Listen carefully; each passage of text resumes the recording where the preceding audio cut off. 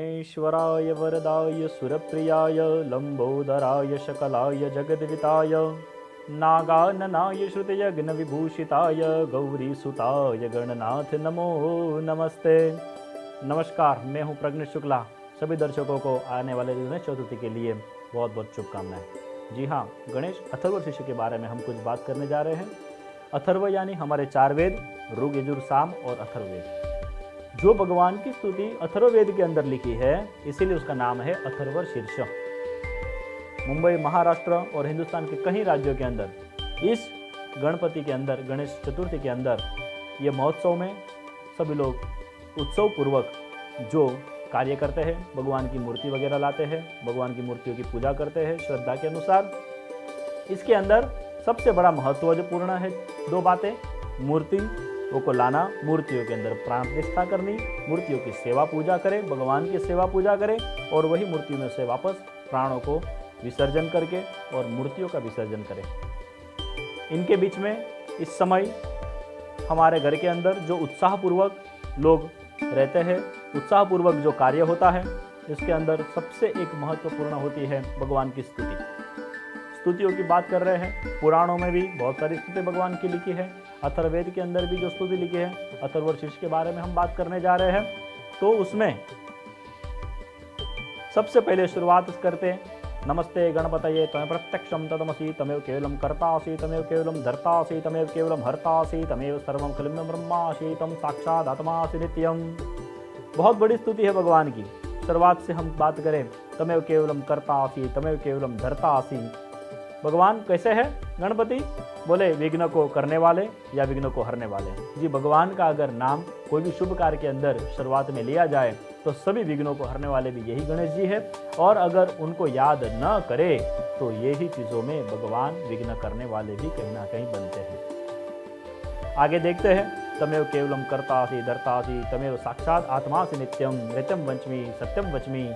भगवान सत्य वच्मि है, ऋतम वच्मि है, अवत्तमाम अवक्तारम श्रोतारम दातारम। भगवान हर प्रकार के दातार यानी देने वाले हैं।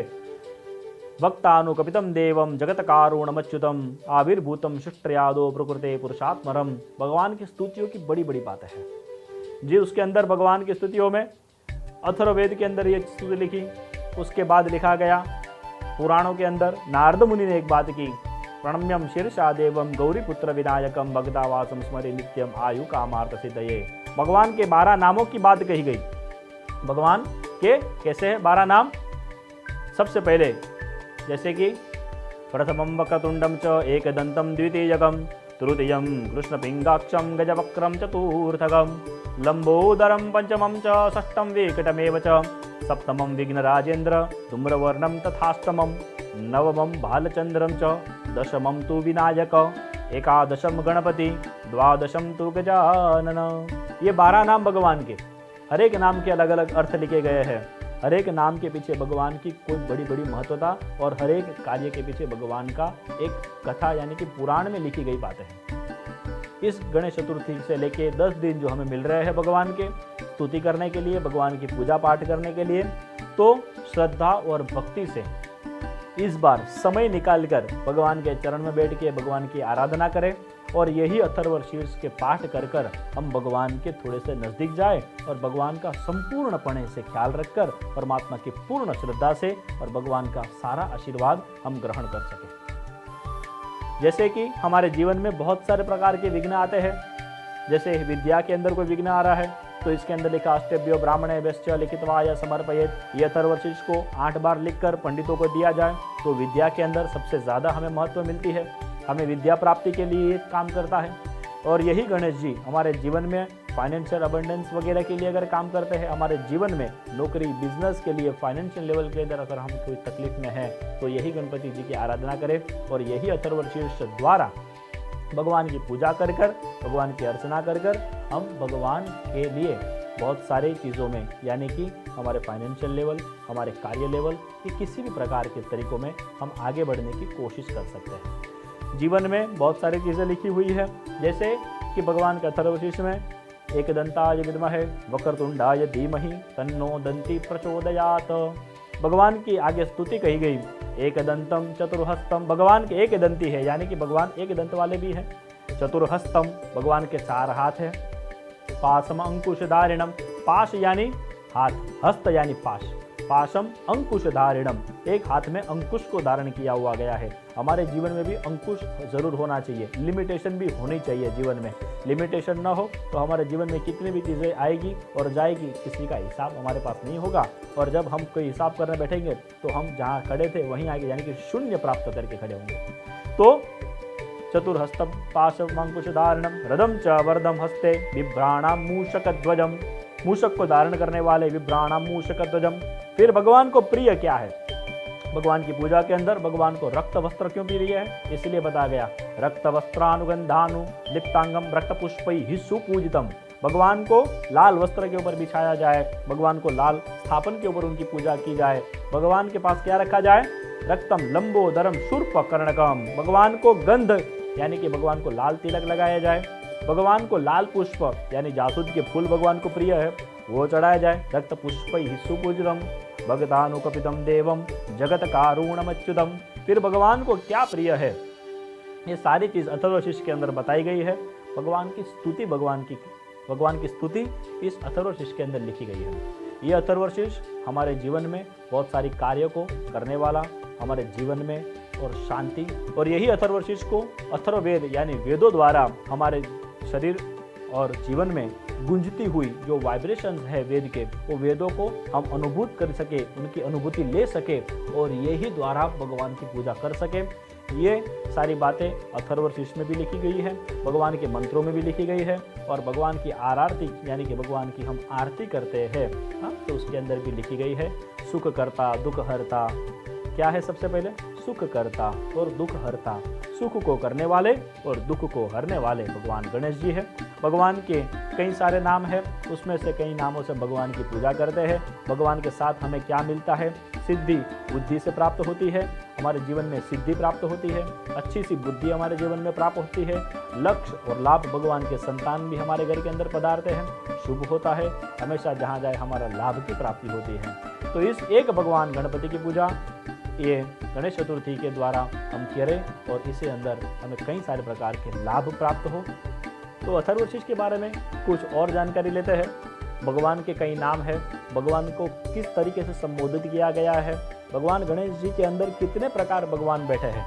तो कहते हैं, तम ब्रह्मा तम विष्णु तम रुद्र तम इंद्र तम अग्नि तम वायु तम सूर्य तम चंद्रमा तम ब्रह्म भूर्भुवस्वरोम गणादिं पुरोच्चार्य वर्णादि सदनंतर अनुस्वार परतर अर्धेन्दुलेशितं तारेण रुद्धम एतत्व मनुस्वरूपम गकारः पूर्वरूपम अकारो मध्यम रूपम अनुस्वारश्चान्त रूपम बिंदुरुत्तत रूपम नादः संधानां सद्विधा संदेशेषा गणेश विद्या गणकऋषिः नित्युत् गायत्री छन्दः गणपतिर्देवता ओम गम गणपतये नमः।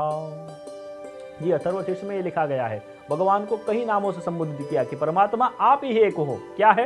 बोले तम ब्रह्मा, आप ही ब्रह्मा, तम विष्णु तम रुद्र, आप विष्णु भगवान हो, आप ही रुद्र हो, तम रुद्र तम इंद्र, आप ही इंद्र, तम अग्नि, आप ही अग्नि, तम वायु, वायु भी आप हो, तम सूर्य, सूर्य भी आप हो। इसीलिए हम कहते हैं सूर्य कोटि समप्रभ। भगवान कैसे है? बोले एक नहीं, सूर्य कोटि, कोटि यानी करोड़ों सूर्य। सिर्फ एक सूर्य अगर हमारे सामने आए तो हम उसकी गर्मी बर्दाश्त न कर सके, तो भगवान तो कोटि सूर्य समप्रभ यानी कि उसके जैसे दिखने, सम यानी समान, प्रभ यानी देखने वाले, तो कोटि सूर्य समप्रभ, करोड़ों सूर्य के समान प्रभावित हमारे गणपति महाराज आ रहे हैं। तो ये गणपति की पूजा कैसे कहा गया? सूर्य तम चंद्रमा, और उतने ही शांत चंद्रमा के जैसे, वो भी हमारे गणेश जी है। चंद्रमा तम ब्रह्म, यानी कि हर एक प्रकार के ब्रह्म जहाँ पर है उस तरीके से भगवान आप विराजमान हो। तो तम मध्य में भी आप हो, ऊपर भी आप हो और नीचे भी आप हो, यानी कि मध्य स्वरूप में भी हम यहाँ पर है। हमारे ऊपर जो 7 लोक है, भूर भुवर लोक, भूर लोक, भुवर लोक, महलोक, जनलोक, तपलोक, सत्यलोक। नीचे 7 पाताल है, अतल, वितल, सुतल, रासातल, महातल, रसा तलातल और पाताल।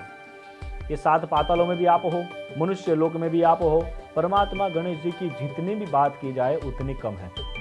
मैं और आप सिर्फ ये बातें मैं लौकिक चर्चा से नहीं कर रहा हूँ, ये अथर्वशीर्ष में लिखी गई हुई बातें हैं। तो भगवान गणेश जी का हम जानते हैं कि शिव के पुत्र थे, लेकिन जब भगवान शिव की भी शादी हुई उस वक्त सबसे पहले उन्होंने भी एक गणेश की पूजा की थी।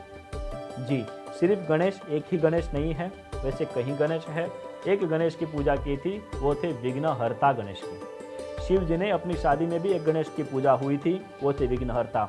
लेकिन यही गणेश जी के वरदान द्वारा उन्होंने शिव जी के द्वारा और पार्वती जी के कुख में यानी कि उनके पेट से एक जन्म लिया, वो एक गजानन हुए। तो ये गजानन की बातें हैं, गणपति की बातें हैं, और ये गणेश चतुर्थी के द्वारा हम जीवन के अंदर, हमारे संसार में, परिवार में, जिस घरों के अंदर खुशियों का माहौल होने वाला है, और ये 10 दिन के अंदर खूब आनंद पूर्वक हम भगवान की भक्ति और श्रद्धा से पूजा करेंगे, अर्चना करेंगे। कहीं कहीं जगह पर हम जाके देखेंगे मूर्तियों के अलग अलग स्वरूप देखेंगे, और हर एक स्वरूप का कुछ ना कुछ अर्थ होगा, और यही अर्थ द्वारा हम भगवान की सेवा भक्ति से लोटपोत होके ये अथर्वशीर्ष और भगवान की कई सारी ऐसी स्तुतियों को लेके भगवान की पूजा अर्चना करें। और ये 1.5 दिन 5 दिन जो आपको समय मिले वो समय अनुसार भगवान की श्रद्धा भक्ति से पूजन करते रहिए। ये पूजन और ये समय केवल गणपति के लिए है, लेकिन हमारी कई मनोवैज्ञानिक और ये मानसिक परिस्थितियाँ ऐसी है कि हम ये सोचते हैं जो घर पे गणपति आते हैं तो फ़ोन करके पंडित जी से पूछते हैं, पंडित जी क्या हम गणपति लाए तो कथा करना आवश्यकता है क्या? तो भगवान सत्यनारायण की कथा और गणपति की पूजा ये 1.5 दिन या 2 दिन में इसका कोई कॉम्बिनेशन नहीं है। सबसे पहले मैं ये बात भी समझाना चाहता हूँ लोगों को कि ये जो मन में अंधश्रद्धा लेके बैठे हैं बहुत सारी चीज़ों की, तो मेहरबानी करके सारी अंधश्रद्धाओं को दूर रखें और सिर्फ श्रद्धा से भगवान की पूजा करें। गणपति का दिन है और वो उतने दिन में सिर्फ गणपति की ही पूजा करना आवश्यकता है। हम तो ये सोचते हैं कि साल में एक बार घर में कथा तो करनी है, तो यही दिन में टाइम भी है, फ्री समय भी है, और गणपति के खर्चों में भी साथ में खर्चा एक्स्ट्रा ऐड हो जाए तो हमें वो समय के अंदर सबको बुला के हमारा कार्य भी हो जाए। लेकिन आप भी जानते हो, सब लोग जानते हैं, वो समय में पंडितों के पास भी समय नहीं होता। मान जैसे तैसे भगवान की पूजा भी और प्रतिष्ठा के लिए भी उनके पास समय निकलता है, और उसमें हम वापस कथा वगैरह रखते हैं तो हमारा भी टाइम और शेड्यूल पूरा सा फिक्स हो जाता है, और वो कथा और वो पूजा में कोई मज़ा भी नहीं आता। तो मैं आपसे पर्सनली ये विनती करता हूँ कि ये दिनों में अगर हो सके तो केवल और केवल गणपति की पूजा करें, गणपति की आराधना करें, और बाकी सब चीज़ को साइड में रखें और आनंद से भगवान की भक्ति करें। मैं प्रज्ञ शुक्ल आपसे विदा लेता हूँ। गणेश चतुर्थी की आप सभी दर्शकों को बहुत बहुत बधाइयाँ। नमस्कार। सिर्फ शिमारू एस्ट्रो पर अब वेब, मोबाइल और टीवी पर उपलब्ध।